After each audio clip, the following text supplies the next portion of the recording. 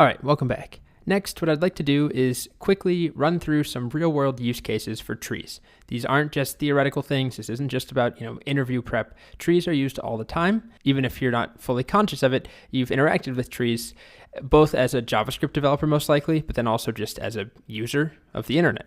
So the most common example is HTML and the DOM, the Document Object Model. So when we think about HTML, it lends itself to a tree-like structure, right? We have elements, and inside of elements, we can have nested elements that are children. And we can keep having children nested and nested and nested further down. And it's a parent-child relationship between those HTML elements, which are just text. But then once it gets to the browser, after a request, we get the response. The browser then reads through it all, parses it, and it creates the DOM, the Document Object Model. And in Chrome, we get this nice debugger. We can click through, sort of an interactive way of viewing the different nodes. But behind the scenes, there is a corresponding JavaScript object for each one of these nodes. So there's a body. We can access it just by typing document.body. And it prints text for us here, but it's actually an object. And if we do dot, we can see it has a bunch of properties, a bunch of methods we can call. And we can do things like look at its children. And it gives us a list of children. So let's take the first thing in there. That gives us a node, and we can do .children on that. And is it just one thing in there? Yeah, it looks like there's just one child div inside of that first child. Anyway, if you're not familiar with the DOM, I wouldn't worry about it. Just know that it's a tree structure, very, very commonly used one. So another application has to do with network routing. Definitely not my expertise. I'm not even going to try and explain how it works, but if you go to the routing page in Wikipedia, we get all sorts of diagrams of trees over here. So these are different delivery schemes for how basically a message is transmitted to a node or to multiple nodes. And you can see that we've got some tree structures going on here. And that's pretty much all I'll say about that because I know nothing about network routing. But behind the scenes, there are some trees being used. There's a bunch of classic computer science logic that goes into finding the shortest path. Anyways, next up, we'll talk about abstract syntax trees. So these are a way of describing the syntax of a programming language using a tree structure. So without going into too much detail, it really doesn't matter. Honestly, all that matters is that you see that this is a tree structure. Whatever language this is for, it's from Wikipedia if you do want to read more about it. We have, let's say, a while loop. Inside of a while block, we have a condition as part of the while. And then we also have the body inside of that while.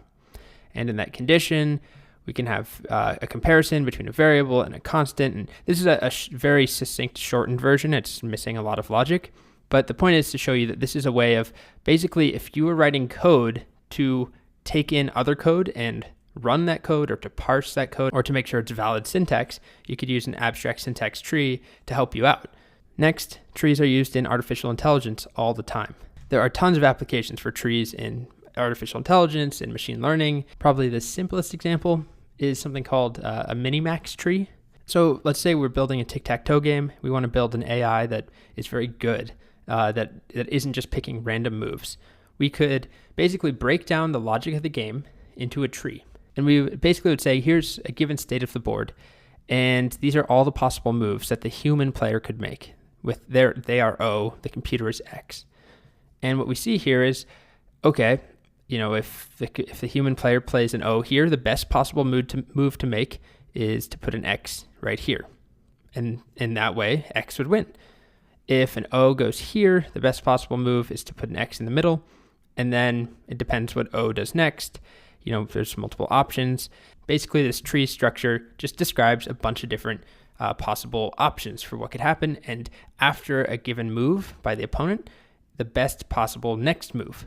So that's a really superficial, we didn't even scratch the surface of how you actually implement this and what the minimax part is of the logic. But all that I want to show you is that this is basically called a decision tree. You have different decisions that you make, branching points, and you follow one, and then that splits and you follow the next decision and you keep going. And these have applications in very complicated, classification algorithms, for example, not just tic-tac-toe AI. And then finally, probably the simplest example is the way that your folders are modeled in an operating system.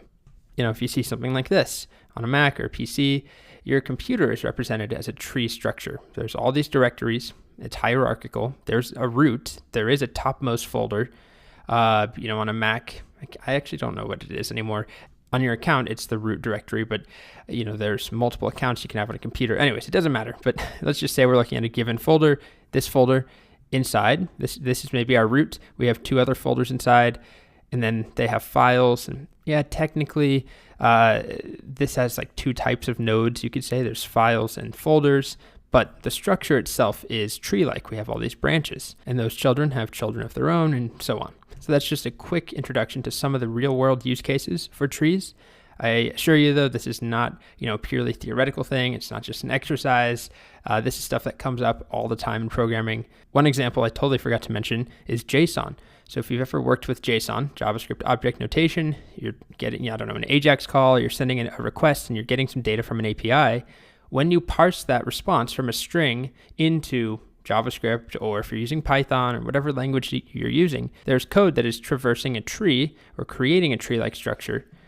As we can see here, I'm using a Chrome extension just to view some child nodes, and they each have children, and this is a tree structure. You could represent this easily. Well, I shouldn't say easily. It suits itself to being represented by a tree. It's a lot of work, but it still is a tree structure where we have parents and child nodes, but there's, at the end of the day, a single root. All right, I'll leave it off there. There's a lot of different uses for trees.